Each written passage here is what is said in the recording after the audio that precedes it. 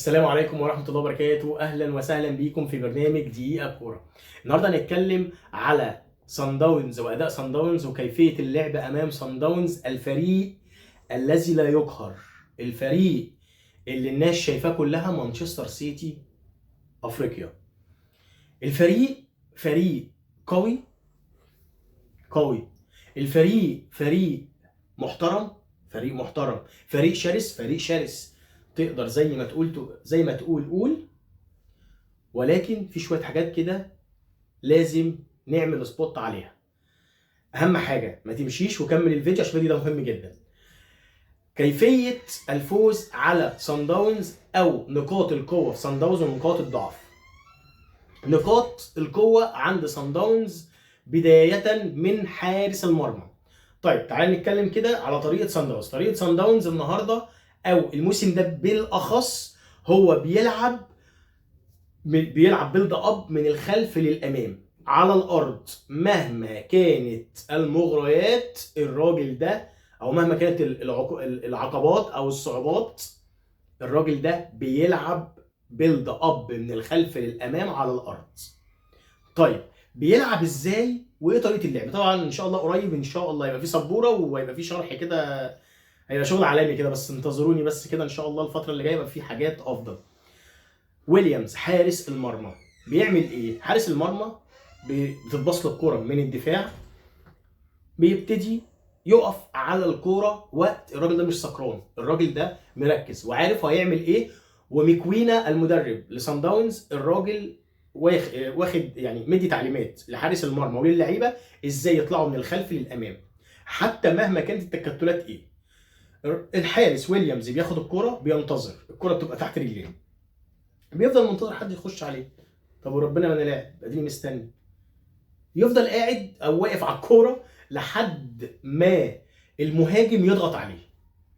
طلع المهاجم من هنا، يبتدي يباصي الكوره للدفاع، بيزيدوا نص الملعب، بيبقى زياده واحد المدافع على نص الملعب. طب نص الملعب كام؟ نص الملعب بيلعب باتنين لعيبه كوره، تمام، والتالت اللي هو نص اللي هو البلاي ميكر اللي هو رقم 10. بيبتدي يبقى في نص الملعب كام؟ في نص الملعب بيزيدوا بيبقوا 4 وممكن 5. طيب الأربعة أو الخمسة دول بيكونوا في نص الملعب زيادة. طب حضرتك كمهاجم وكرقم 10 وكوينجات، أنت المفروض مهمتك ايه في الأهلي أو في الفريق المنافس أيا كان مين؟ المفروض الوينجات والهجوم يتراجع. صن داونز ما بيلعبش بوينجات، صن داونز كل اهدافه في العمق، ما بيلعبش على الوينجات. طيب انت فريقك او فريق الخصم لصن داونز المفروض بيرجع نص الملعب. لو ما رجعش لنص الملعب بيبتدي صن داونز يبقى عنده زياده عدديه في نص الملعب، بيفضل بارد على الكوره، يفضل بيباصي السهل السهل السهل السهل لحد ما يلاقي نفسه على حدود منطقه الجزاء، عنده خيار انه يشوط او يعمل تمريره يودي المهاجم الجول انفراد. طيب انا كمنافس صن داونز اعمل ايه وايه اللي المفروض اعمله علشان اوقف خطوره ومهاره صن داونز او لعيبه صن داونز بالخطه الشرسه دي، الفريق ده الذي لا يقهر؟ طيب انا النهارده لو انا الاهلي او الفريق المنافس لصن داونز هفكر ازاي واتعامل ازاي لايقاف الخطوره. اول حاجه بسم الله الرحمن الرحيم، انا هلعب ب3 ديفندر، انا مش هدافع. بس زي ما حضرتك هتكون بارد ومحتفظ بالكوره وبتستدعي الضغط، فانا مش هسمع كلامك ومش هستدعي الضغط.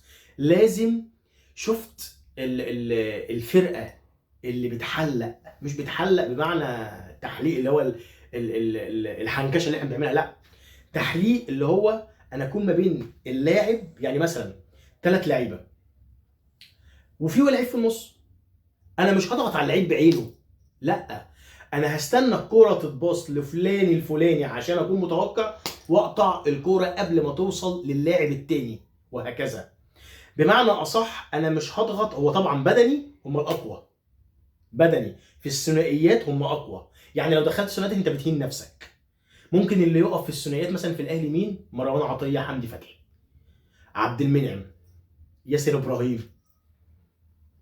انما باقي اللعيبه لا، في الثنائيات والضغط والقوه لا، لا في كلام، هم صن داونز اقوى. فانا يعتبر بقطع الجاب او بمعنى اصح المسافه اللي ما بين اللعيبه، او بمعنى اصح خط الكوره ما بين اللي بيباصي الكوره واللي بيتباص له الكوره. البصير اللي بيباصي الكوره والكوره رايحه لمين، فلازم ان انا اكون قاطع الكلام ده. دي حاجه. الحاجه الثانيه، ما اطلعش باي لاعب من نص الملعب من الخلف للامام. ليه؟ هو زي ما قلنا هو بيزيد بمدافع، هو الحارس المرمى بيستنى انه يباصي الكره للمدافع. هو خلاص خد الهجوم، خد المهاجم، بيبتدي المدافع يضم على نص الملعب، فبيعمل زياده عدديه في نص الملعب. فبالتالي لو انا طلعت بواحد من نص الملعب، هيبقى انا لو انا بلعب بثلاثه هيبقى في 2 نص ملعب، 2 على 4 أو 5 من لعيبه صن داونز. هيبتدي الزياده العدديه اللي هو بينتظرها بيلعب عليها طول البطوله. فيبتدي خط الدفاع طبعا ما بين الخطوط، خط النص اتضرب بالزياده العدديه، خط الهجوم اتضرب باللعب ما بين الخطوط، بمعنى ان المهاجم ضغط على حارس المرمى اللي هو ويليامز، فاتبسط الكوره ما بين المهاجم بتاع الاهلي والدفاع بتاع صن داونز. هيبتدي المدافع يكون ما بين المهاجم والمهاجم وحارس المرمى، فهيكون الامام هيبقى وجها لوجه يمين لنص الملعب، وعامل زياده على نص الملعب بتاع الاهلي او بتاع الخصم مهما كان مين.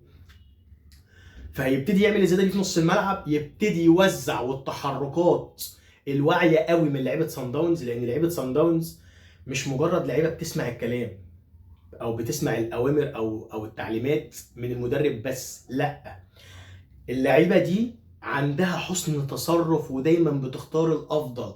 ممكن ممكن جدا لعيب رايح انفراد سهل هحطها ببطن رجلي جول، لا، بس في لاعب الناحيه الثانيه لو اديتها له، يعني انا مثلا نسبتي 95% ان انا اجيبها جول، لا، هو لو انا اديتها له هيبقى 100%، فيختار ال 100%. لعيب مش متسرع، مش اناني، مش زي مثلا على سبيل المثال في ماتش الاهلي والترجي، كانت كوره محمد طاهر المفروض كان يلعبها القندوسي، انفراد وشه للجول، جول، وراح لعبها بليسنج طلعت بره.